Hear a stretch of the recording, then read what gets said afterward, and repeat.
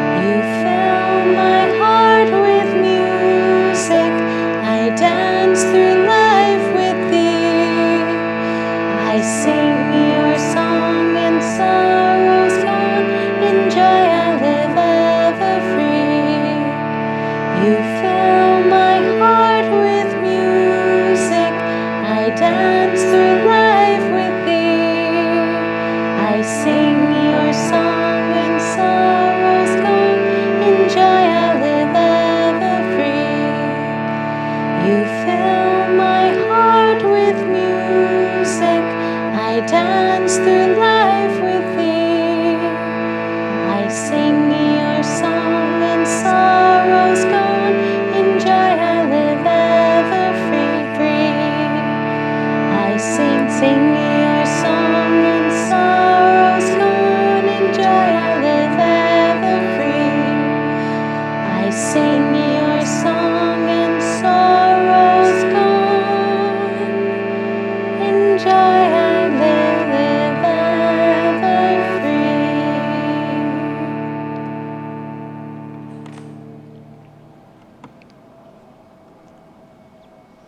Let's sit up straight and let's meditate together for a few minutes, focusing on just the last couple of phrases of this beautiful chant. I sing your song and sorrow's gone. In joy I live ever free.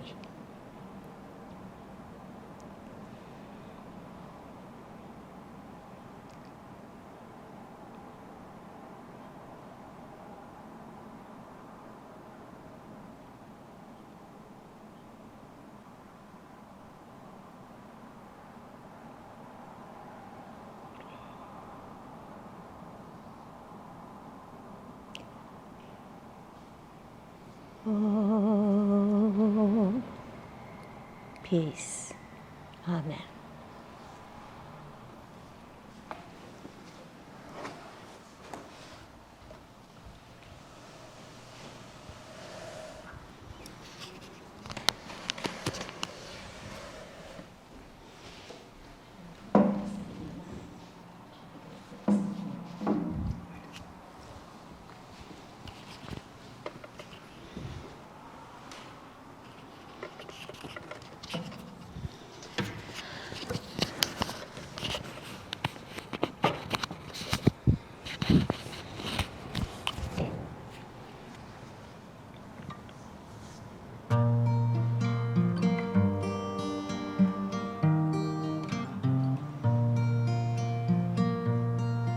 Nightingale, nightingale, sing of joy through the night.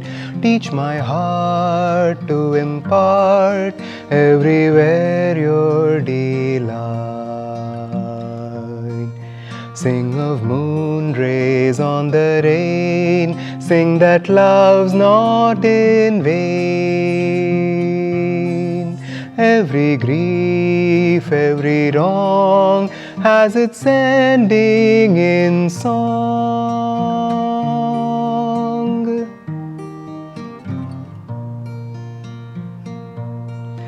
Nightingale, nightingale, sing of joy through the night. Teaching tall men how to spin clouds of gloom into light. Without silence, what is song? Without night, where is dawn? Were it not for men's woes, who would smile at a rose?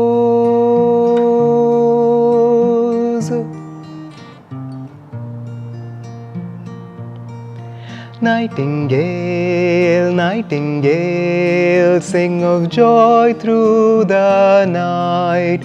Let each tone silence groan, earth and heaven unite.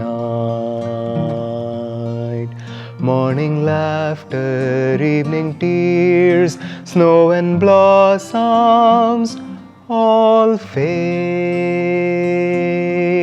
Joy must sing in the night to face change unafraid.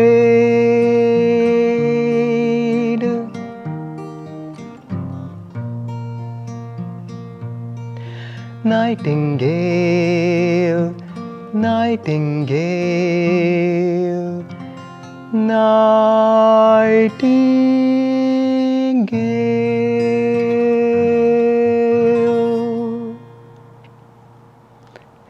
We'll do the song again as per Shanti's request.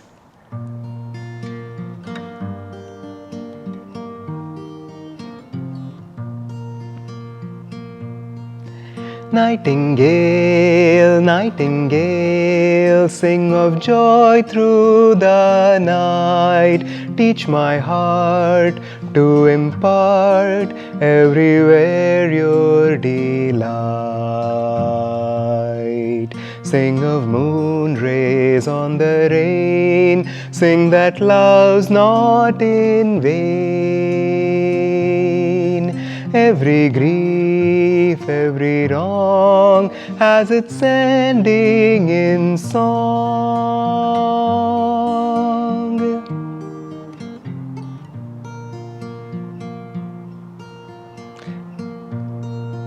Nightingale, nightingale, sing of joy through the night. Teach all men how to spin clouds of gloom into light. Without silence, what is song? Without night, where is dawn? Were it not for men's woes, who would smile at a rose?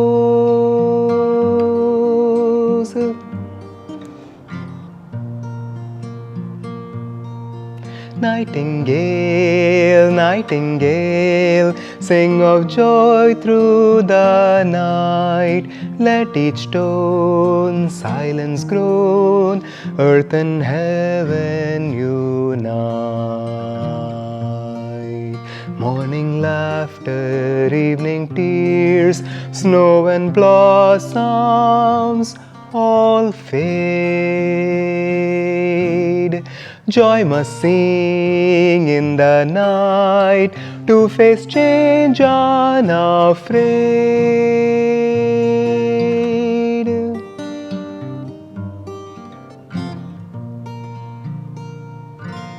Nightingale, nightingale, nightingale.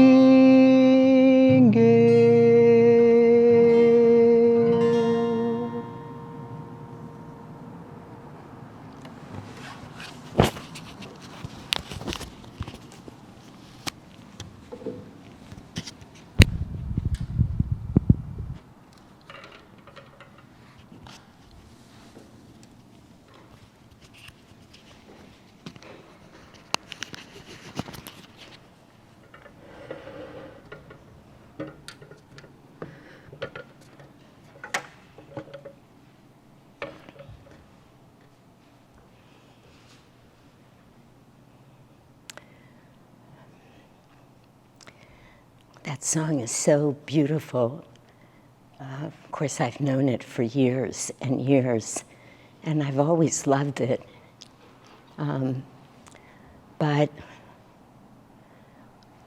you know, this course has really taught me a lot about Swamiji's music, because in this deep effort to understand and have the experience of why he chose this song with this particular emotion, one really needs to go very deep.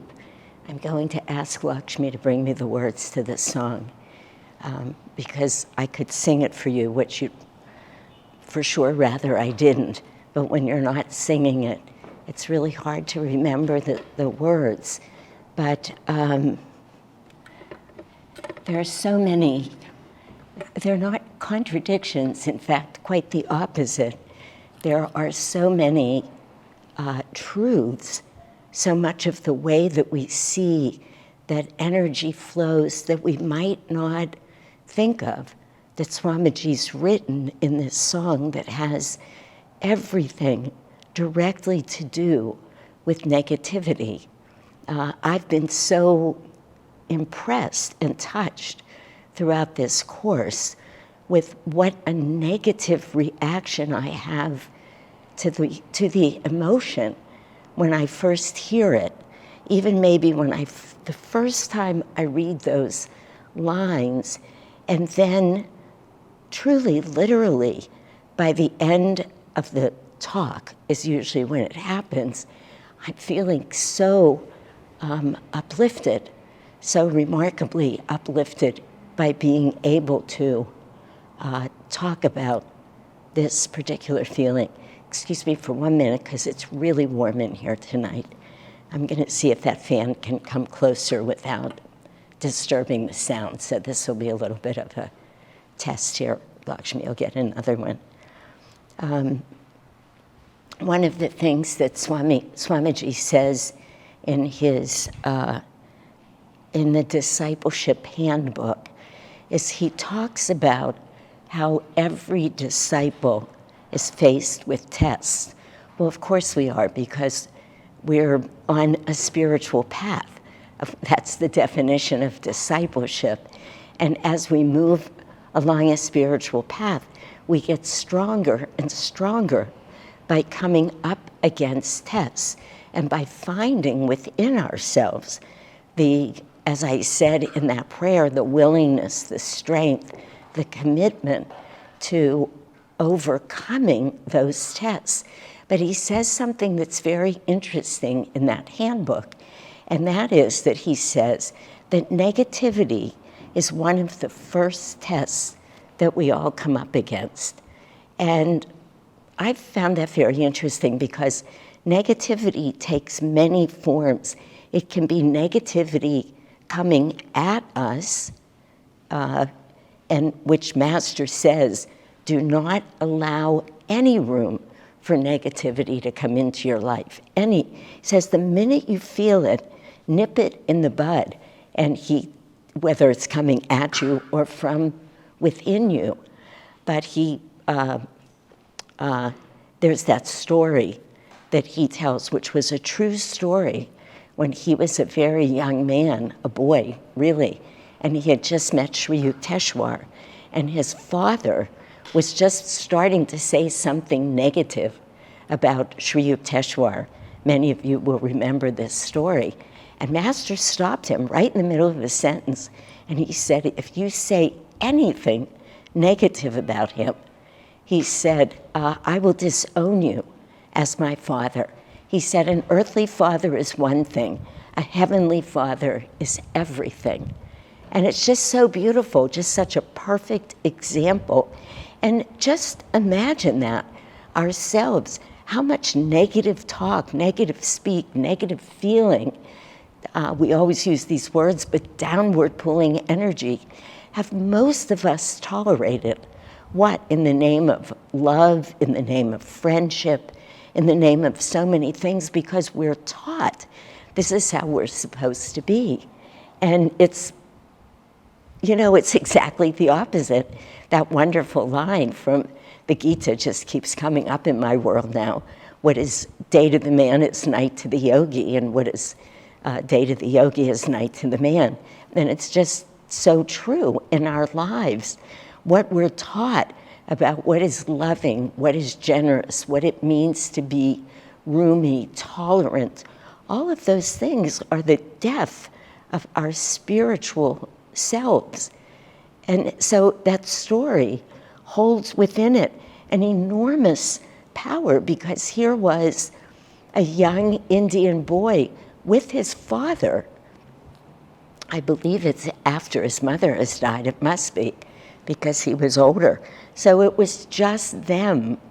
And he says to him, I'll disown you if you speak even a negative word about my heavenly Father. So he says right away, do not let negativity come in ever. But I'd like to jump to something that feels really very meaningful and important about negativity to me, and I hope I can explain it simply. I hope I can explain it with simple words, is what I want to say, and then bring it all together. In our astral spine, there are, of course, the Irda on the left, and we think of this as how we draw energy up on the left, and we send energy down. I don't know how many of you, and I can't even see my screen right now if you're all Kriya bonds or not, but this is very important when you're initiated into Kriya, because you know that you're working with, as we all know, Kriya, and hang in here with me about this because it's detailed, but it's very important. It's the essence of our path, which is what I have been saying over and over about every one of these emotions. They're seed thoughts, and Swamiji takes in every one of these secrets, he puts the entirety of the spiritual path right in it, which if somebody had asked me about this 6 months ago, a year ago, I would have said, what? But it's the truth. I've never read them like this. Swamiji says you don't know if you really understand something until you go to teach it. So Kriya is a meditation technique. And like all meditation techniques, any meditation technique, people can look at it as a breathing technique. And I think many people do with all forms of meditation. I'm not speaking just specifically about Kriya, because people get a little confused because we work with the breath. And again, not just in Kriya, but we work with it. I've practiced on my way to Kriya several other forms of meditation. And of course, there are meditation techniques that work with mantra. It doesn't matter. The truth is, whether it's mantra, which is words, whether it's Kriya or other meditation techniques that are breath, it's all energy. It's the energy that we're really working with. It's not a technique of just words or just breathing. We're trying to not just move, but transform energy. So in these astral spines, which is where we want to be doing our work in this lifetime, where we're trying to meet our goal, which is God realization, we're trying to do that as much inwardly as we can, even if you've not taken Kriya. We say over and over in as many ways as we can figure out to say it. Down and out is bad, in and up is good. We're drawing energy in, and we're trying to draw it up through the sushumna, the very core of our astral, the essence of our astral being, from which we are then manifested physically. We're trying to draw the energy in there, bring it up with as much, not just force, but freedom, opening up this channel so that that energy can eventually shoot up and open up these chakras. And when that happens, and I just hang in there with me, I think this is going to all come together. Now I can see it. At the base of the astral spine is this tightly knit, this is simplified, but it's true, kind of tightly knit, bound mass of energy, huge energy, honestly, infinite energy. We call that Kundalini. And what we're trying to do on any true spiritual path, what everybody's trying to do is free up that Kundalini, just like loosen all of the threads that are holding it like this, take them apart, not one by one, because, well, we've already been doing that for 1 million lifetimes, or 10 million, it hasn't worked. We're trying to do it with other techniques. Our path, of course, is Kriya. But to loosen that energy and let it come flying up, come through the heart with all of that devotion into the point between the eyebrows, up eventually through the crown chakra. And there we are in samadhi, and we're home. To get there, we use these techniques that allow us to draw energy up through the irda on our left, and then not force it down, but send it down with some control through the pingala. And we create a flow of energy with huge centrifugal force, right, to draw it in. Now, this is what happens to us when we think of negativity in our lives, whether it's from the inside out or the outside in. It's a huge amount of energy. We could say it could be neither good nor bad. That's not the case, though. Really, we don't want it to stay in its negative form. But we need that. We need that energy to work with in the irda and the pingala to get into the astral spine. We need energy, then we need to direct that energy with right attitude and in the right way till we free it. And then we're no longer negative. That's very hard.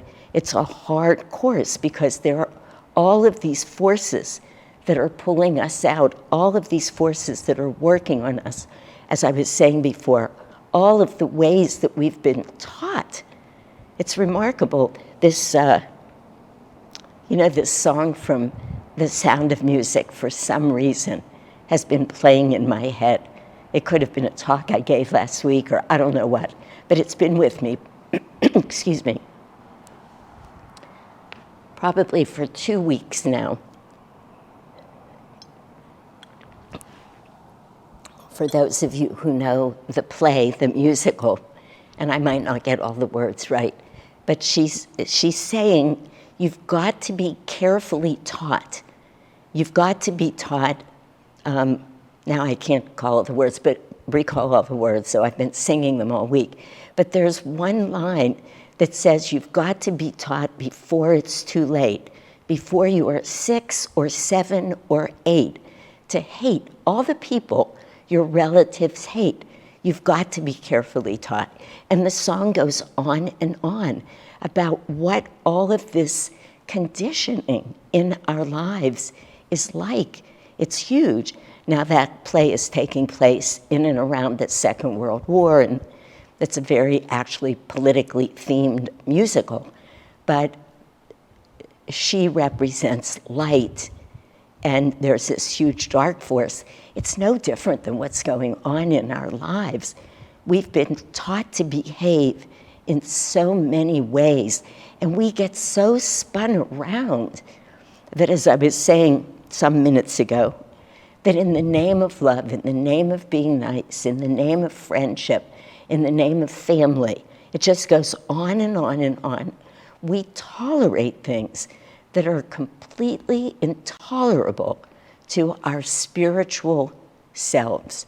That if we cannot expand beyond it, if we can't transform, if we can't change, if we can't see what is truly light, what truth really is, that we don't tolerate negativity, we don't tolerate it in ourselves, and we certainly don't tolerate it from other people, then we get lost in this life.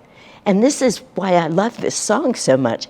But again, remember, we need the potential energy to work with, and we need things to be their potential. I'd like to just remind you of a couple of lines in this song, but where he says, teach all men how to spin clouds of gloom into light. That's a transformation.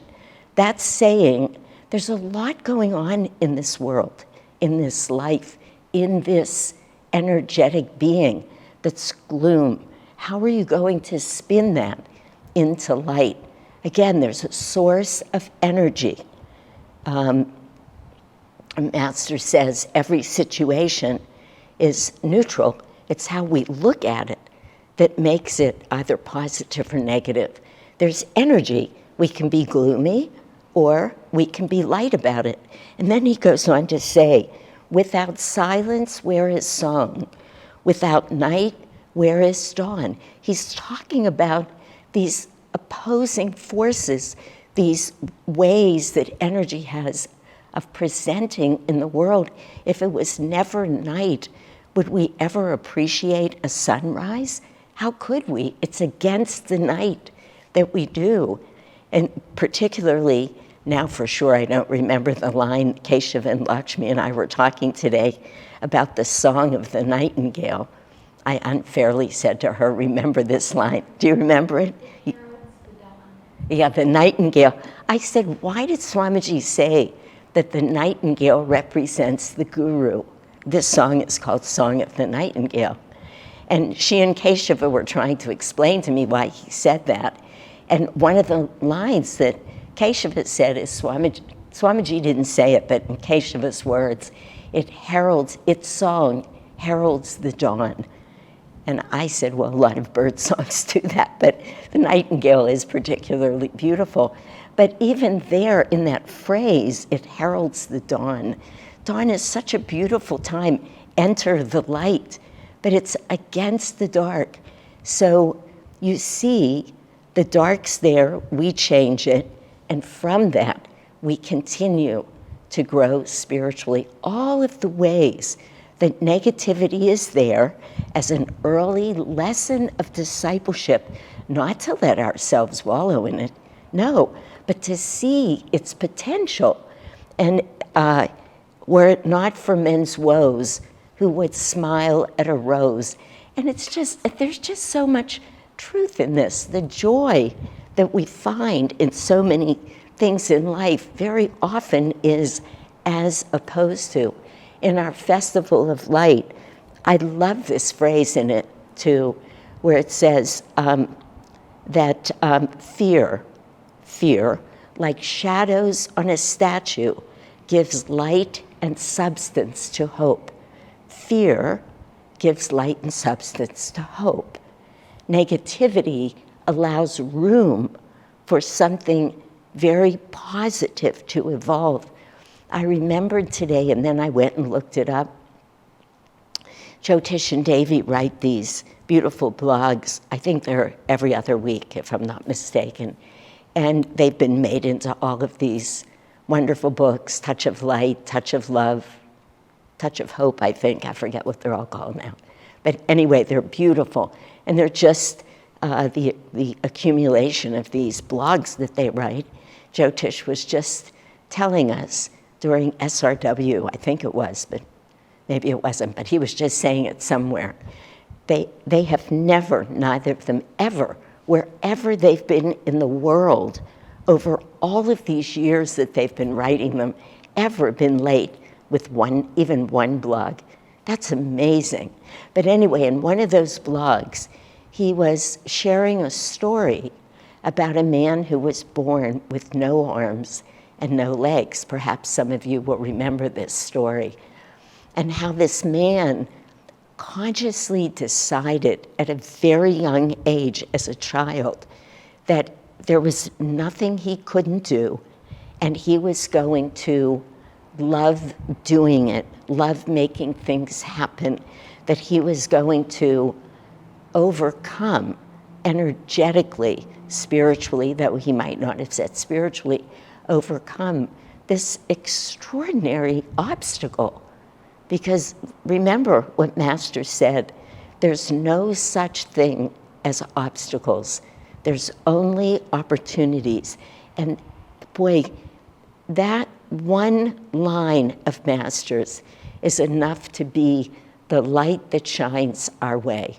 So when we want to get negative about something or have a negative reaction or whine or hold on to, just think of how often we hold on to a negative feeling about something or someone, a judgment or a blame.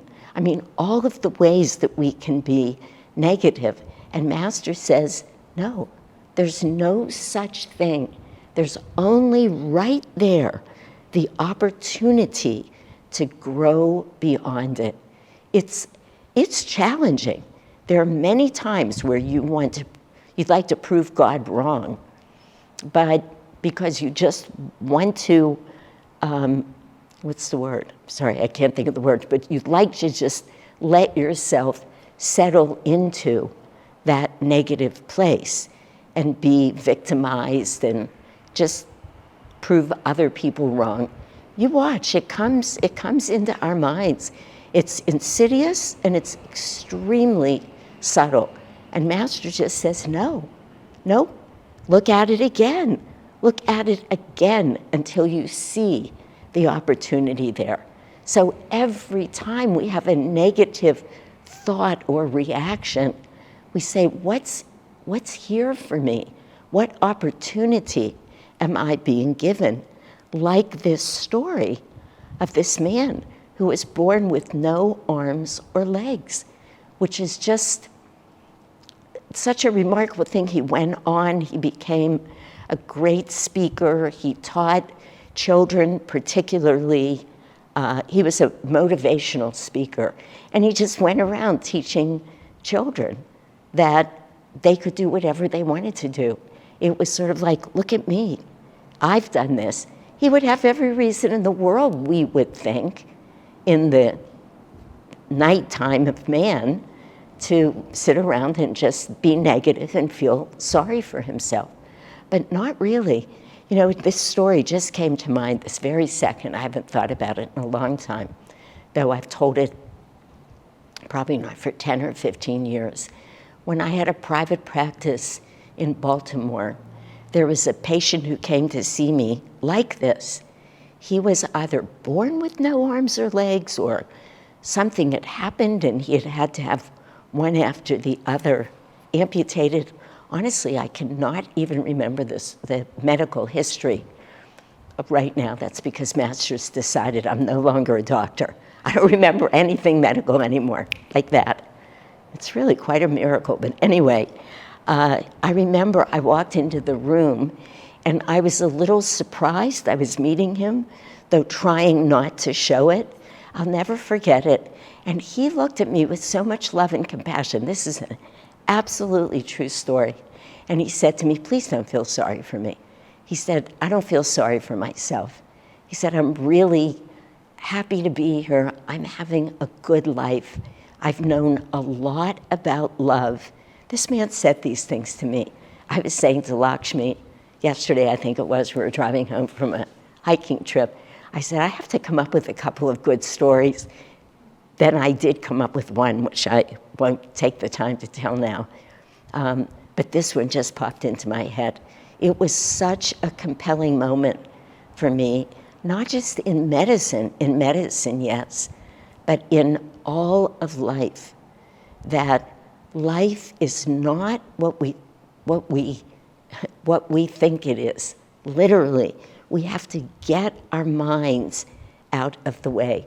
Negativity, Master says over and over, and Swamiji, of course, as well, they create their own energy.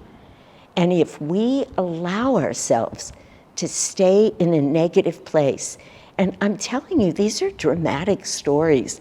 This blog that Jyotish wrote, that a very similar story actually, about me and medicine. These are dramatic. I was tonight just in this quick turnaround from being in my office here at the church for a while, back home to grab some food and then back. I was watching a little bit of news, and I was watching about this town that's been just decimated, just not that far north of Sacramento, maybe 150 miles at the most, if that. Might even be 50, Greenville, I think it's called. There's nothing left. The town was just gone in hours. From the minute they realized the fire was coming, the entire town is gone and everything in it. And now that same fire is headed towards the next town. But I just was watching those people and thinking, how do you reckon with something like that? How do you reckon with being born with no arms or legs? I mean, these are big things. And look at what we get hung up on. Just think of it. And I think about it with myself all the time. That's part of what this emotion series has done for me. It's like, wow, it is so easy to get and stay emotional. And it really does take energy to get up out of the emotion of it. And this is a little tricky. And of course, as I said right at the beginning, it's meant to be. There's not a mistake here. Life is actually meant to challenge us in one way or another. We don't see it right away. We have it so well worked out in our heads, really not in our heads, in our astral spines. It's just so in there. These chakras, these vrittis, they're no joke. They have a hold on us. So until that life comes where we can find a path, find our teachers, find those people in this life who we can trust, where we can trust them enough, and there's always a few for each of us. And let's face it, nobody that we're trusting is without without ego. We would not be in a human body were we devoid of ego.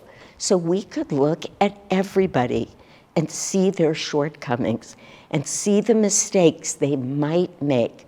But if we look to find those few souls who we trust are working hard enough to put themselves aside, to be consciously, thoughtfully getting out of the way when we come to them or when they come to us to tell us something, to say, you know, you're hurting yourself, you're limiting yourself, whatever it is, whichever way it goes.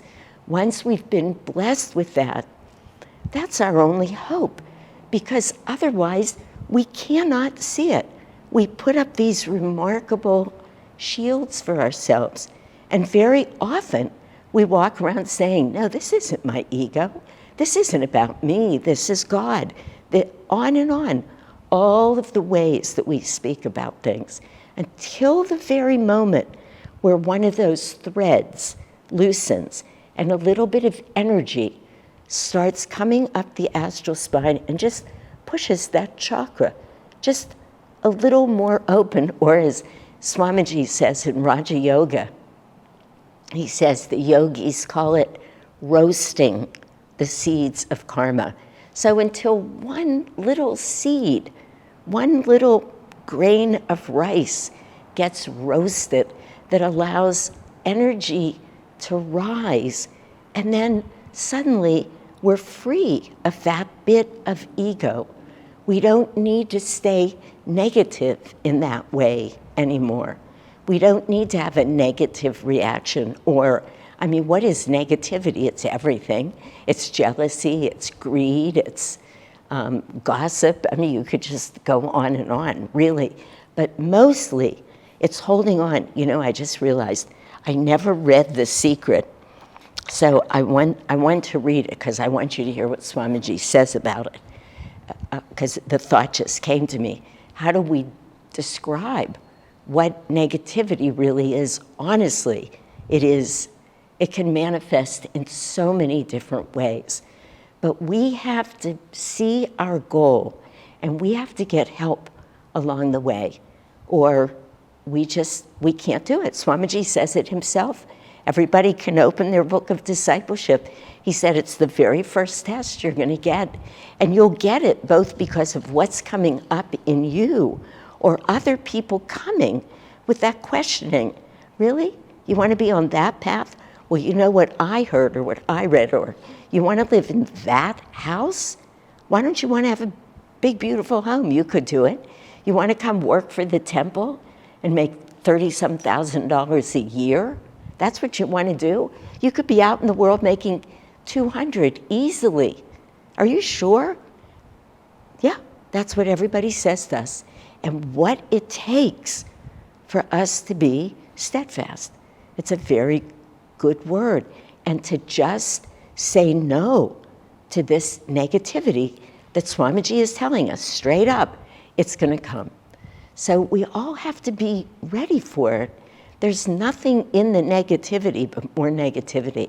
It takes us down and down and down. As I said before, it creates a whole energetic whirlpool, a whole world, a whole magnetism of its own. Negativity begets more negativity. This is why Master says, get rid of it right away. Swamiji says,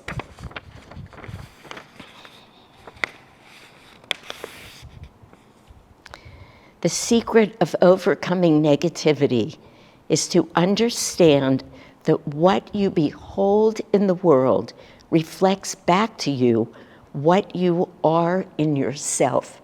Very interesting. Now that is a hard nut to swallow. What you behold in the world reflects back to you what you are in yourself. Remember, he doesn't say sometimes. He doesn't say in certain situations. He says, that's it. What you behold in the world, in others, reflects back to you what you are in yourself. Work at self-transformation. In other words, He's not saying it because he just gets 2 or 3 lines per secret. But he's saying, don't try and transform other people. Like Sister Gyanamata said, change not my circumstance, change me. Boy, that's a scary thing to ask of God, because guess what? He'll do that. He'll quit allowing you to think that if anybody else just gets better, anybody, any situation, anything. Last week I was visiting our friend, many of us know and have this friend Jairam, who's been in prison his entire adult life, and many of you know, for a murder that he did not commit. It's a very long story, and it doesn't matter. Swamiji said to many people, get him out of prison. Well, many people have been trying, but we haven't been able to. And so now he's in there 40 years, maybe even 42. It's his whole life. He's been in prison, and in the worst prisons. Not now. He's not in one of the worst, but he has been. But he looked at me when I was there with him, and he said, you know, I could try and fool myself still. He said, and believe me, I've tried many times, and tell myself, if I just got out of prison, everything would be fine. If I just got out of prison, I'd be happy. This is prison. People are killing each other. They're beating each other up. They're bullying. It's the worst. You're freezing cold or you're stifling hot. Just for no reason, they'll decide nobody's allowed out of a cell for, however long. I mean, it's tough in prison. We've all seen it on the news, on movies, in real life, in documentaries. It's tough. And he said to me, I could fool myself if I wanted to badly enough. He said, but I know better. I know that getting out of here is not what's going to make me happy. The only thing that will make me happy is already inside of me. Wow. Now that, even if it's just an affirmation for a while, that is extraordinarily courageous. To not decide to just be angry and blaming and everything that one might be. Nope, let's get clear. It's here. Like really, really taking your karma and working with it. Work at self-transformation. Stop thinking that the world owes it to you to grant your every wish. The secret of overcoming negativity is to understand that what you behold in the world reflects back to you what you are in yourself. Work at self-transformation. Stop thinking that the world owes it to you to grant your every wish. That's very powerful. Now, the only thing about those last few words is that many of us could easily think, well, not every wish, but. No, but really, Swamiji knew what he was writing. And that middle phrase there, work at self-transformation, it has nothing to do with what the world's bringing us. Nothing. No matter how much we wish that we could hold on to that. I'll tell you one more quick story that many of you heard at a Sunday service I gave a couple of weeks ago, or maybe it was just last week. I don't remember. Anyway, recently, about a patient, a woman that I'm seeing, who has been through hell in this life. I don't need to, nor will I talk about all of what it is. But on top of everything that's happened to her, she's wound up for the last 15 years with a really severe chronic pain syndrome that's very well known in medicine. It has to do with severe nerve damage. She just lives in severe chronic pain all the time, day and night. And she's not on, everybody's on a spiritual path. She's not on this spiritual path. And she doesn't like to say that she's on any path, though she will say she's spiritual. But it's not totally what she's living so far. But at one point, I made the mistake. I still think it was a mistake, though. She tried to let me off the hook. And I said to her, I just tend to live with a belief that everything that comes to us comes for a reason. And she got so angry with me, totally understandably. I mean, in a heartbeat, I felt it was a mistake. It was more than what she could receive. It was beyond the state of her astral spine right then. We can't make people grow. We need to wait until there's that little bit of room for energy to rise. Then we can hold out some magnetic nugget to them. But we can't do that until they're ready. It's just painful because, very few people in the world want to hear what all of us are listening to, what I read about today, what I'm sharing with you, that says, no, everything that comes to us comes not as an obstacle, but as the perfect opportunity. Not just an opportunity, but the perfect opportunity. And what would it mean for us to just move aside all of that negativity and be there, palms up, heart open, absolutely receptive for what Divine Mother wants to bring to us. I know I spoke longer than I thought I would tonight, as always. I'm going to grab my glasses. Let me see who's here with us. And hello, everybody. Hi. Anybody have a comment or a question you'd like to make before we sign off? You can just unmute yourself, I think. Lakshmi, is that true? Or Sai Ganesh? Evelyn's asking. Evelyn, can you try speaking again? There we go. Go ahead, yeah. I noticed that when something pulls me away from feeling being centered, everything seems to stretch in the wrong direction. It goes like this. And what I've been feeling is this nervous energy inside of me, and it doesn't relax. Even when I'm trying to meditate, it's there, and then it's settled for a moment, but then it starts doing this again. And I've been struggling with this for a few months, to the point where I have a daily headache. Every day I have a daily headache. And I have moments where it's gone and then it comes back. So I guess that's my struggle. Like, how do we find our way back? And while part of me says, meditate more, when our body feels fatigued and our mind feels fatigued, how do we not get the negativity, and how do we bring it back when we feel so far out? Yeah. I think sometimes there are moments. Oh, 1 minute. There are moments where are you hearing me now again? Yeah, okay, sorry. There are moments where we have to say to ourselves, I really cannot meditate now.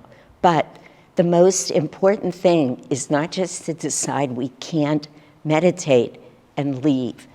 The important thing is that we find some activity that we can do that will be God reminding, that will raise our energy. I can't remember, and I'm not going to try and look for it here, but it's interesting that you make that point, because at some point I read something that Swamiji said today, or Master, and forgive me, I could find it later because I wrote it down. It felt so meaningful to me. It's just what you're saying. He said, if you find yourself stuck in a negative whirlpool, and by negative he means feeling anxious, feeling that inability to center ourselves. In fact, just parenthetically, at one point, he says, if something is the pool of, you can tell if something is the pool of delusion, not by the kind of consciousness you develop from it. So in other words, if it brings you peace, if it brings you joy, you know it's uplifting. When it's making you feel anxious, you know it's something that has you that's all of us, that's difficult in the world. But at some point in there, he says, do whatever you need to do, sing. He even literally says, knead bread, even though you may not wind up baking it. That's what he said. I remember years ago, I used to talk to people about when I couldn't meditate, and Evelyn, you might have even heard me say this. I haven't said it for a lot of years, but I think you've been here for a number of them. That I said I would always keep these books, these empty, beautiful writing books that I would get from East West, right on my altar. And I would write a mantra over and over and over. I would quit trying to meditate. And sometimes it would be a Sanskrit mantra, Sri Ram Jaya Rama, Jaya Jaya Rama, like tens of thousands of times. And sometimes it would be English. God, please show me the way. God, please show me the way. And I would get down to writing just, show me the way, show me the way. And I could do that when I couldn't meditate. And eventually I would feel it lifting me up. I wasn't trying to beat away the problem, but rather help myself come up to the point between the eyebrows. And so when Swamiji said, sing, and that, I love that line. He mentioned a few other things, I can't recall them right now, but knead bread, he said, literally, just because it's like take that energy, that difficult, anxious, negative, whatever we want to call it, energy, and do something else with it.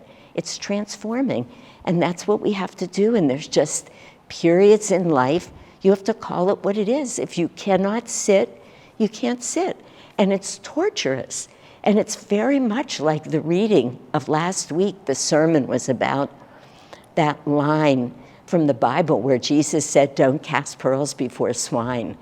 And that's like us trying to do that to ourselves, force ourselves into something that we're not ready for in that moment. Then what do we get from that? We just simply learn to hate to meditate. That's not what we want. We want to be much more kind with ourselves. So I hope that speaks to you a little bit. Yeah. Anybody else?